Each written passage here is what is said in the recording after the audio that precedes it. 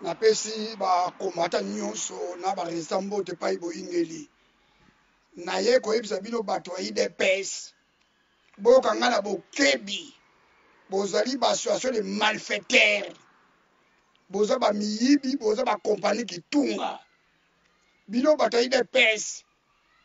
ba réunion na bino oyo bosali na Paris oyo boza ko ganga tongo pokwa o bato ba ebele mais bato ba ebele réunion na bino ekobenga na Hippolyte Kanambe te oyo ayaki na babote ba jardinier bino olobaki nini bitumba eza na 8000 km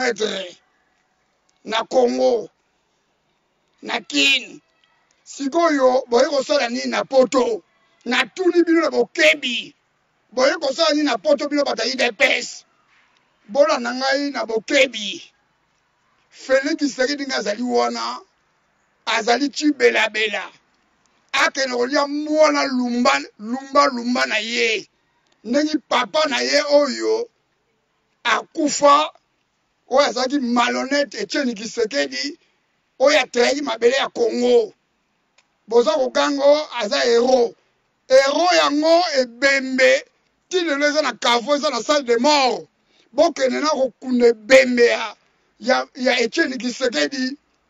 oyo azalaki kolabo munene bandi de malfaiteurs akufilaki malfaiteur na ye pai azali na salle de mort boyoki ngai na bokebi Félix Tshisekedi tala ngai na bokebi Félix Tshisekedi landa ngai na bokebi ozali inapte tala nzoto na yo mobima ndenge ozali banda na mutulu ti na makolo na yo ozali na munene lokola libata inapte ndenge ozali wana yo Félix Tshisekedi yo tanga wapi yo mutu oyo na Hippolyte Kanambe nda yo Félix Tshisekedi boza ndenge moko Hippolyte Kanambe ayeki na babote ba jardinier yo Félix Tshisekedi yo ozalaki mutu akosala livraison ya ba journal livraison ya ba pizza na bandako ya bato